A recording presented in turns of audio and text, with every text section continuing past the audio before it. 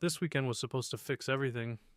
Mia and I had been drifting apart lately, late work nights, endless arguments about nothing, and that constant invisible wall that had grown between us. So, I planned the perfect getaway. A mountain retreat at Aspen Peaks, far away from the grind, where it would just be the two of us. The drive up was quiet but not awkward. Mia was glued to her phone, and I let her be, hoping the scenery would eventually pull her out of whatever had her attention. Snowy pines lined the winding road, and the crisp air hinted at fresh beginnings. When we finally reached the hotel, I was blown away. Aspen Peaks looked like something out of a travel magazine. Rustic, yet elegant, with giant wooden beams and a roaring fire in the lobby. I glanced at Mia, expecting some sign of excitement, but her face was neutral. Maybe the weekend would soften her up. We checked in at the front desk, and that's when I first noticed him. Josh, the receptionist, looked like a wannabe Instagram model. Messy blonde hair, overly white teeth, and a confidence that felt just a bit too rehearsed. He greeted us with a smile that lingered on Mia a beat too long. "Welcome to Aspen Peaks," he said, flashing his perfect teeth. "You're in for a treat this weekend." Mia smiled back, polite but too warm. I brushed it off. Maybe I was just overly sensitive. The room was beautiful. A fireplace, cozy blankets, and a balcony with a view of the mountains. Mia flopped onto the bed, scrolling through her phone while I unpacked. The vibe still felt off, though. I decided to break the ice. "How about a romantic dinner here in the room?" I suggested. "Candles, wine, and the whole thing." Her face lit up for the first time. "That sounds perfect." I told her to relax while I went to the gift shop to pick up supplies. I even planned to sneak back a little surprise, a chocolate sampler I'd spotted at check-in. But as I headed back to the room, I ran into a couple standing outside their door, whispering to each other. "Excuse me," the woman said hesitantly, looking at me with concern. "Are you staying in room 204? I nodded, confused. "Yeah. Why?" The couple exchanged a nervous glance before the man cleared his throat. "We don't want to cause trouble, but we heard some noises coming from your room. We thought you should know." "Noises?" My stomach turned to lead. "Well, what kind of noises?" The woman hesitated. Intimate ones." I froze. My brain refused to process what they were saying. "You must be mistaken," I said quickly. "No one's in there except my girlfriend." They looked at me with pity, and I felt a wave of nausea wash over me. Thanking them awkwardly, I rushed to the room. My heart pounded as I slid the keycard into the door. The room was eerily quiet, but something felt wrong. The bedspread was rumpled, and there was a faint, musky smell in the air. My stomach churned as I moved toward the bathroom, the door slightly ajar. "Mia!" I called, my voice shaking. Inside, I found her, not alone. Mia stood frozen, her dress half pulled over her shoulders, her face pale as a ghost. Behind her, half dressed and scrambling to pull on his pants, was none other than Josh, the receptionist. His cocky grin faltered when he saw me, but he didn't look ashamed. "Mia!" I managed to choke out, disbelief and anger colliding in my chest. Her mouth opened, but no words came out. It's not what it looks like," she finally stammered, the oldest excuse in the book. "Not what it looks like?" I barked, my voice rising. "So, you're going to stand there and tell me you weren't screwing him?" Josh, the audacity oozing from every pore, shrugged nonchalantly. "Hey, man, let's all just calm down. No need to make this a big deal." "A big deal?" I snapped, stepping forward. "You slept with my girlfriend, in my room, while I was downstairs trying to make a romantic evening for her." "It wasn't like that," Mia blurted, stepping between us. Her hands trembled as she reached for mine, but I pulled away. "Then what was it like?" I demanded. "Enlighten me!" She shook her head, tears pooling in her eyes. "I don't know. I wasn't thinking. It was a mistake."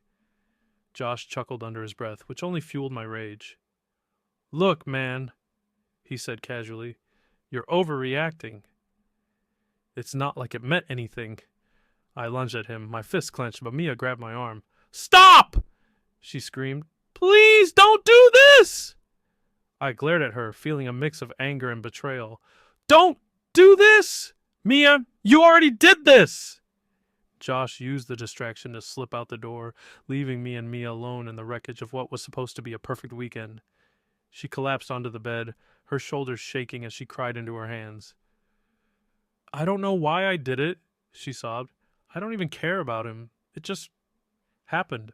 I stood there, staring at her, the woman I thought I knew, the woman I'd been trying so hard to reconnect with. You don't care about him? I said, my voice hollow. Then why, Mia? Why would you do this to us? Her response was barely a whisper. I don't know. That was it. No justification, no attempt to explain, just a broken admission of her failure. I grabbed my coat and headed for the door. I need to think, I muttered. Please, she called after me, her voice cracking. Don't go! But I didn't stop. I couldn't.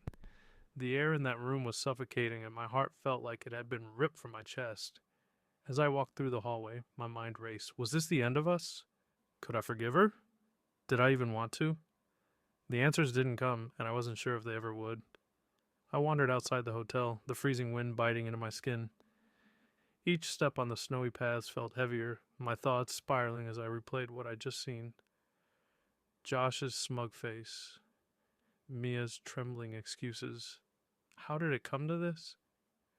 This trip was supposed to heal us, but instead it tore open a wound I wasn't sure could ever close. I ended up at the hotel bar. It was dimly lit, a crackling fire in the corner, and a few couples sharing drinks and laughter at nearby tables. I ordered whiskey, hoping to drown the chaos in my head, but the alcohol only sharpened the pain. You all right, buddy? The bartender asked. I shook my head. Not even close. You look like you've had a hell of a day. I let out a bitter laugh. You could say that. My girlfriend cheated on me. With your receptionist. The bartender froze, blinking in surprise.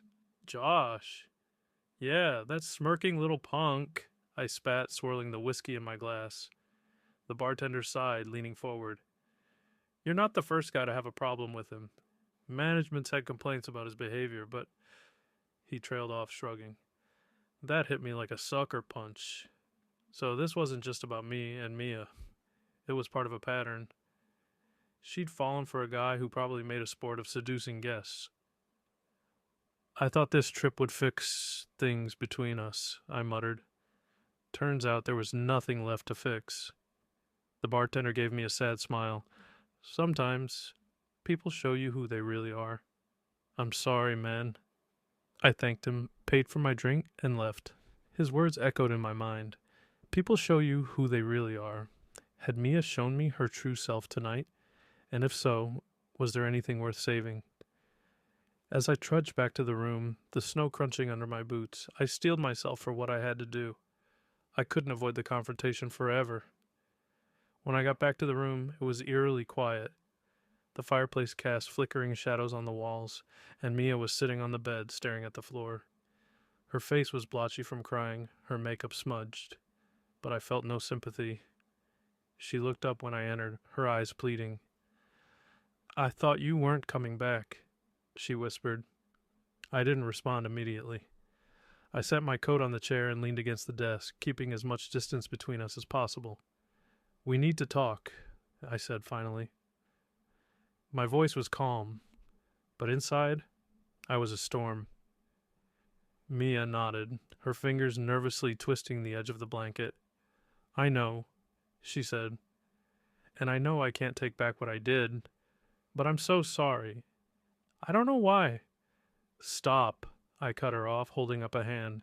Don't give me the I don't know why line again. You knew exactly what you were doing, Mia. You just didn't care enough to stop yourself. She flinched as if I'd slapped her. That's not true, she said, her voice trembling. I love you. I don't know what's wrong with me. There you go again, I said bitterly, pacing the room, blaming it on some mystery thing instead of owning up to the fact that you made a choice. Twice, if we're being honest. Her head shot up, her eyes wide. What? Don't act surprised, I snapped. I gave you a chance to come clean, but I already knew. Tonight wasn't the first time, was it? She hesitated, her silence confirming everything. Was it Josh before, too? I demanded. Her lips trembled and she looked away. No, she whispered. The room felt like it was spinning. Who then? She shook her head, tears streaming down her face. It doesn't matter. It was a mistake. It meant nothing. Stop saying that! I yelled, my frustration boiling over. It clearly meant something if you were willing to throw everything we had away for it. Twice! Mia broke down, sobbing into her hands, but I didn't move to comfort her. I couldn't. The image of her and Josh tangled together in that moment of betrayal was burned into my mind. I thought this trip would save us, I said quietly, more to myself than to her. But you've already destroyed us. I just didn't know it yet. Her sobs grew louder, but I felt detached, like I was watching this unfold from outside my own body. I grabbed my bag and started throwing my clothes into it, my movements brisk and mechanical. What are you doing? She asked, her voice panicked. I'm leaving, I said simply. No, please, she begged, rushing to me. She grabbed my arm, but I shook her off. We can fix this. I'll do whatever it takes. Therapy, counseling, anything. Just don't leave. I stopped and looked at her, really looked at her. This was the woman I'd loved for years, the one I'd envisioned a future with. But now, all I saw was a stranger who had betrayed me in the worst possible way. You made your choice, Mia, I said, my voice cold.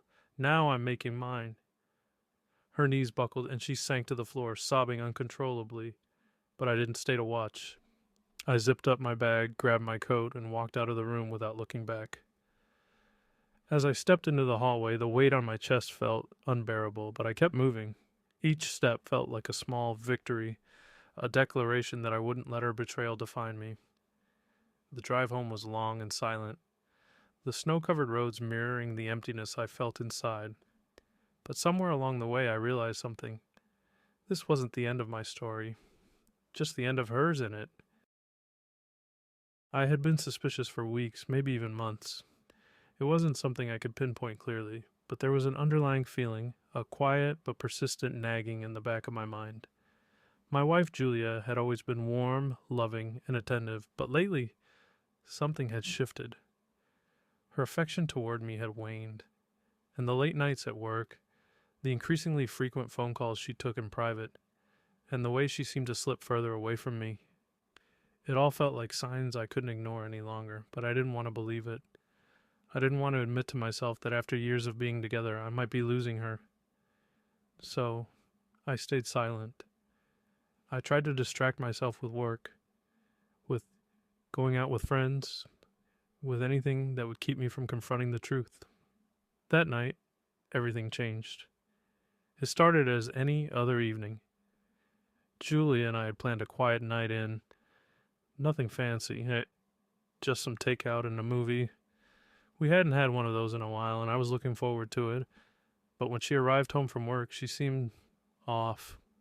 Her smile didn't reach her eyes, and she didn't even give me the usual kiss she'd greet me with when she came home. Long day? I asked, trying to keep the conversation light. Yeah, she replied, but there was no enthusiasm in her voice. I'm just going to go change real quick. I'll be back down in a minute. I watched her walk upstairs, but instead of feeling comforted by the idea of a quiet evening, I felt a growing unease. Something wasn't right. I couldn't shake the feeling that she was hiding something from me. I waited for her to return, but as the minutes ticked by, I began to feel that familiar knot in my stomach tighten. She had been upstairs for too long. I walked up to our bedroom, figuring I'd check on her. When I reached the door, I stopped. I could hear her talking, but it wasn't to me. Yeah, everything's fine. No, he doesn't suspect a thing. I'll make sure he's distracted. We'll have the house to ourselves soon. I froze, my heart sinking. It took everything I had to keep my breathing steady, to keep myself from barging into the room and demanding an explanation. I stood there, outside the door, unable to move. Who was she talking to? And what the hell was she saying? Then I heard a voice that made everything snap into focus. I'll make sure it's quick, a familiar voice replied. It was Mike, my best friend. I stepped back, my mind reeling. Mike? No, it couldn't be. There had to be some other explanation, but I knew deep down that there wasn't. I couldn't deny it any longer. My wife, my Julia, was cheating on me, with Mike, of all people, my best friend. The thoughts in my head were like a storm, a blur of confusion and disbelief. I couldn't comprehend what was happening. My hands trembled as I tried to hold on to some sense of normalcy. I heard Julia's voice again, only this time it was different, more urgent. I have to go. I'll see you in a bit. I couldn't stand there any longer. My mind was racing, my stomach churning. I turned around and fled down the stairs. I needed to think. I needed to breathe. I couldn't just stand around and wait for them to come down together. I needed to get away from the house, away from the suffocating truth. I grabbed my coat and stepped outside, slamming the door behind me. I didn't know where I was going or what I was doing, but I couldn't stay there any longer. I walked down the street, my mind in a haze. How could this happen? Why? How could Julia, someone I trusted completely, betray me like this? And with Mike, no less. Mike had been a part of my life for years. We had grown up together, shared countless memories, supported each other through good and bad times. We'd been through breakups, job losses, and family tragedies together. The idea that he would betray me like this, with my wife, was incomprehensible. I tried to push it out of my mind, to clear my thoughts, but it was impossible. I couldn't stop thinking about the conversation I had just overheard, the way Julia had spoken so coldly, so casually, as if this was something she had been doing for a while. I had to face it. I had been blind. I had ignored all the signs, and now I was paying the price. I didn't know how long I walked for, but eventually, I found myself standing outside a coffee shop. It felt like a safe space, somewhere I could sit down and gather my thoughts. I stepped inside, ordered a drink, and sat by the window, trying to make sense of the chaos in my head. But my thoughts kept coming back to one thing: Julia. I had to confront her. I had to know the truth. I didn't know how long I sat there in the coffee shop, staring out the window, barely sipping my drink. My thoughts were a whirlwind, crashing together with so much force that I felt like I was suffocating. My heart was pounding in my chest, my mind reeling with 1,000 questions, none of which I could answer. How long had this been going on? Was I really that blind? And what the hell was I supposed to do now? The minutes dragged on, and I tried to keep myself occupied by scrolling through my phone, but nothing seemed to matter. My mind kept drifting back to Julia and Mike, the way she had spoken so easily to him, as though it were just another routine. The way Mike's voice had sounded smooth and assured, and the fact that he'd been in our house, that he had touched her, it felt like my world was crumbling beneath me. Eventually, the rational part of my brain started to take over. I knew I had to go back. I had to confront Julia. But the thought of facing her, of hearing her explanation, or worse, her admission, made me sick to my stomach. I stood up from the table, paid for my coffee, and stepped out into the cold night air. I had to go back. There was no other choice. I couldn't avoid it anymore. As I walked back home, my footsteps felt heavy, like each one was a lead weight dragging me closer to an inevitable disaster. The house loomed in front of me, the familiar shape of it now feeling like a stranger's home. The door I had once walked through with love and hope now seemed like a portal to my own nightmare. I stopped for a moment in front of the house, staring at it. My mind kept asking the same question. How could this happen? How could she betray me like this? I'd trusted Julia with everything, with all of me. And Mike. Mike had been my brother, my friend. How could he do this to me? With a deep breath, I pushed the door open. It creaked slightly, like it was hesitant to let me back inside. I stepped in, hoping for the best, but preparing for the worst. The house was eerily quiet. The living room was empty and the lights were dim. I hesitated for a moment, listening for any sounds, but all I heard was the soft hum of the refrigerator and the distant tick of a clock on the wall. I made my way through the hallway, each step echoing in the silence. I felt like I was walking through a dream, a nightmare, really, where nothing made sense. I reached the staircase and glanced up. There, at the top, was the door to our bedroom. My heart thudded loudly in my chest as I began to climb the stairs. Each step felt like it took me closer to the truth, a truth I didn't want to face but knew I had to. When I reached the top of the stairs, I stopped. I could hear voices coming from the bedroom, low murmurs at first, then a louder burst of laughter. It was unmistakable. It was Julia and Mike. They were in there together.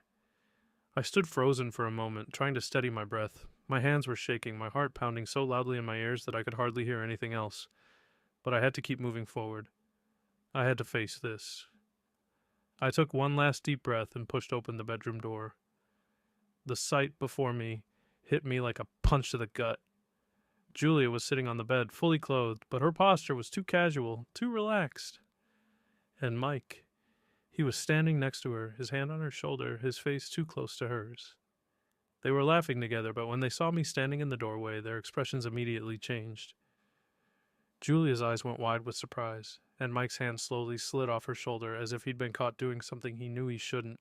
Julia was sitting on the bed, fully clothed, but her posture was too casual, too relaxed. And Mike, he was standing next to her, his hand on her shoulder, his face too close to hers. They were laughing together, but when they saw me standing in the doorway, their expressions immediately changed. Julia's eyes went wide with surprise, and Mike's hand slowly slid off her shoulder as if he'd been caught doing something he knew he shouldn't. The room was thick with tension. I stood there, motionless, trying to process what I was seeing. I wanted to scream, to yell, and to demand answers, but all that came out was a shaky, almost inaudible whisper. "What the hell is going on?" Julia's face flushed, her mouth opening as though she were about to say something, but then she froze. She looked at Mike, then back at me, her lips trembling. "James, I can explain," she began, her voice soft, but I could hear the panic creeping into it. I didn't let her finish. "Explain?" I choked out, my voice rising. "Explain what? That you've been sleeping with my best friend behind my back? That this has been going on for who knows how long?" Mike took a step back, his hands held up in surrender. "Look, man, I didn't want to hurt you," he said, his voice low. "It wasn't supposed to happen this way." My eyes flicked between the two of them. Julia was shaking her head as if to deny the reality of the situation, but there was no denying it now. The truth was out in the open, and it hurt more than anything I had ever felt in my life. "Was it worth it?" I asked, my voice low, a bitter edge to it. Was he worth destroying everything we had? I could see the guilt in her eyes, but it didn't matter. Nothing mattered anymore. All the love, all the years we had spent together, it all felt like it had been a lie. "I never wanted to hurt you," Julia said, her voice breaking. "I didn't plan for this to happen, James. But I couldn't help it." I laughed bitterly, the sound hollow and painful. "You couldn't help it? You couldn't help fucking Mike? My best friend? In our own house?" Mike didn't say anything. He just stood there, his face red with embarrassment, clearly unsure of how to handle the situation. And why would he? He had no excuse for what he'd done. I couldn't take it anymore. The betrayal, the lies, the hollow apology, it was too much. I turned away from them, feeling like I couldn't breathe. I needed to get out. I needed to leave. To escape this nightmare before I lost myself in the pain. "I'm done," I said, barely above a whisper. Without waiting for a response, I stormed out of the room and out of the house. I didn't know where I was going or what I was going to do, but I had to leave. I had to get away from the people who had torn my life apart. I didn't know how long I had been walking. The streets blurred together, the familiar streetlights fading into the distance as my mind tried to process what had just happened. It felt like a bad dream, one I was trying to wake up from, but no matter how many times I blinked, it was still real. The pain, the anger, the disbelief, it was all too much to handle in the moment. My steps were mechanical, my mind somewhere far away, barely registering the world around me. I had to get away, but I didn't know where to go. The world felt foreign now, as if everything had changed in the span of a few minutes, and there was no going back. I finally stopped when I reached the park where Julia and I had once gone on lazy summer days, holding hands and talking about everything and nothing. The park that now felt like a graveyard for the relationship I had thought was unbreakable. The bench I sat on was cold beneath me, but it was the only place where I could gather my thoughts. It felt like hours had passed since I had stormed out of the house, but I knew it had only been minutes. Time had lost all meaning in the wake of the revelation. I had so many questions, so many things I wanted to say, but I couldn't bring myself to go back. Not yet. What was there to say? Why? The word echoed in my head like a drumbeat over and over. Why had she done this? Was it something I had missed? Had I not been enough for her? The self-doubt crept in like a slow poison, and I hated myself for allowing it. I pulled out my phone, but I couldn't bring myself to call her. I didn't know what I would say. What could I possibly say after everything that had happened? My fingers hovered over the screen for a moment before I locked it again and tossed it back into my pocket. I didn't want to hear her explanations, her excuses. What could she possibly say to make this right? The truth was simple. She had betrayed me. She had betrayed me with Mike, the one person I had trusted more than anyone else in my life. The person who had known everything about me, who had shared my victories and my failures. Mike was like a brother to me. But now he had crossed the line in the most unforgivable way possible. The thought of it made my stomach twist, but I pushed it away. I couldn't keep dwelling on it. I couldn't keep letting this consume me. A sharp ring from my phone broke through the silence. I flinched, my heart jumping in my chest as I fumbled to pull it out. It was Julia. I stared at the screen for a few moments, the image of her face staring back at me, as if she could somehow erase everything that had happened. I hit the decline button without hesitation. Then the phone buzzed again, this time with a text message. James, please, can we talk? I need to explain everything. I felt a surge of anger bubble up. I threw the phone back into my pocket without responding. What was there to explain? There was nothing she could say that would change what had already been done. But then I realized she probably thought I was going to come back. That I was going to let her talk me into forgiving her. Maybe she thought I'd let it go, like all the times I had forgiven her before when things were tough. But this time was different. This time, she had crossed a line that couldn't be uncrossed. I sat on the bench for what felt like an eternity, the cold air biting at my skin, the weight of the situation pressing down on me.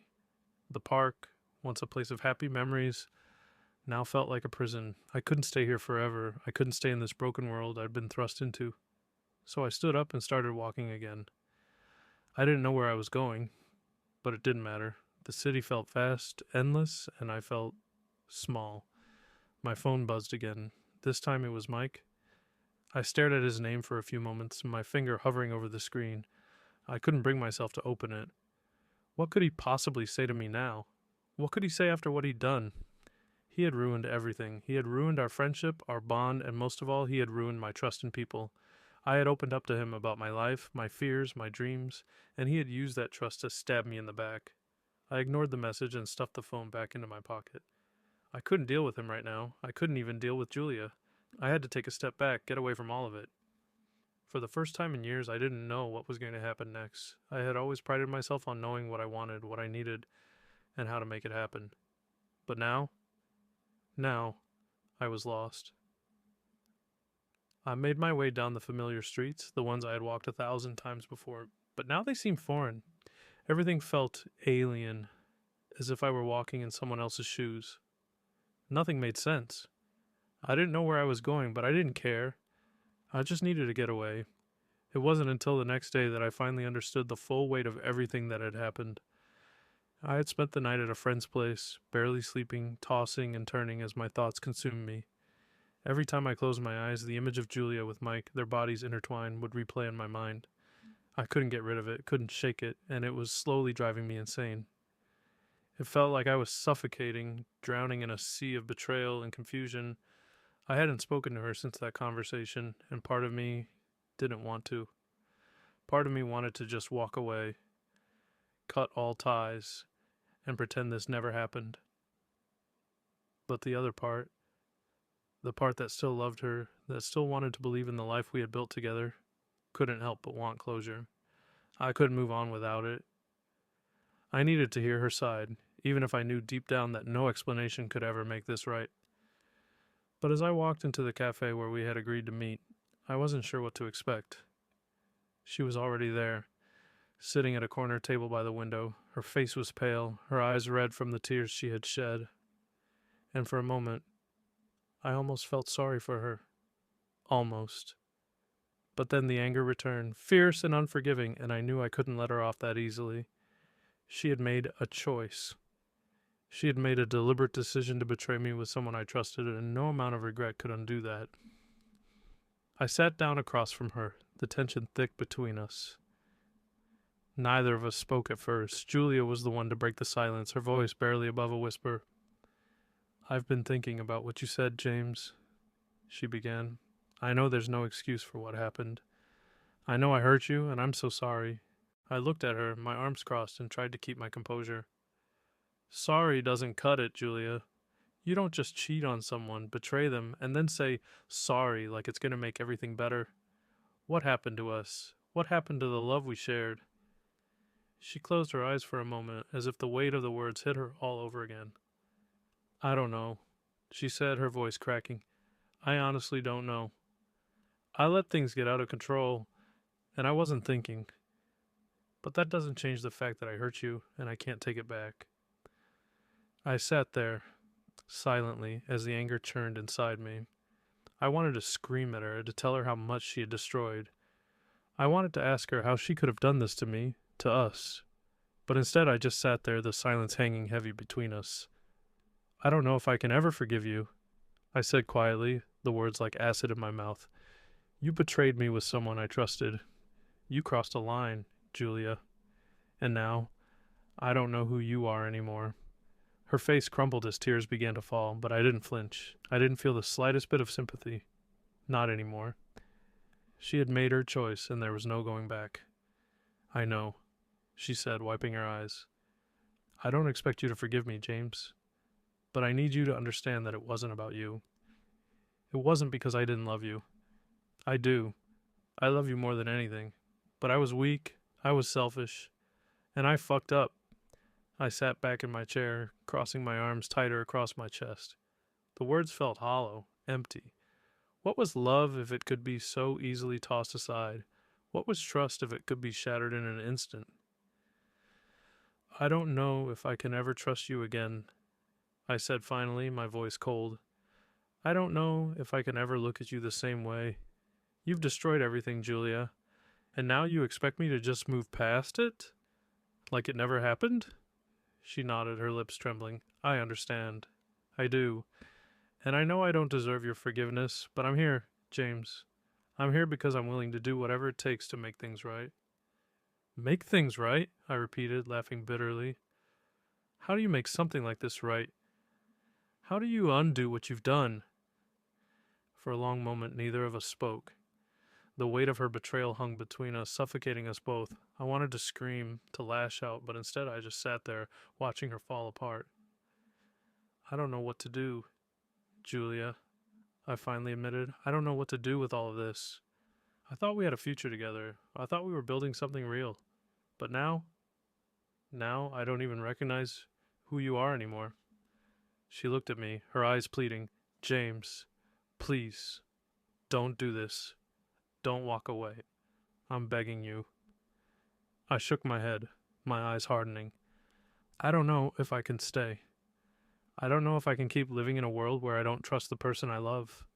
I don't know if I can keep pretending everything's fine when you've destroyed it all." And Julia's voice cracked again. "I was weak. I didn't think, and now I've lost you. I've lost everything." I stood up, my chair scraping harshly against the floor. "Yes, you have. You've lost everything." And just like that, I walked away. There was no grand confrontation, no dramatic exit. It wasn't a movie, and I wasn't going to give her the satisfaction of playing that part. It was over. I had to move on. And as I stepped out of the cafe and into the cold, harsh reality of the world waiting outside, I finally realized that it wasn't about her anymore. It wasn't about what she had done. It was about me. I had to learn to live again, to rebuild. I couldn't stay in that broken, betrayed place forever. And I was done with the lies, done with the manipulation, done with everything that had brought me to this point. The world wasn't going to stop for my heartbreak, it wasn't going to pause for my pain, and I wasn't going to let it.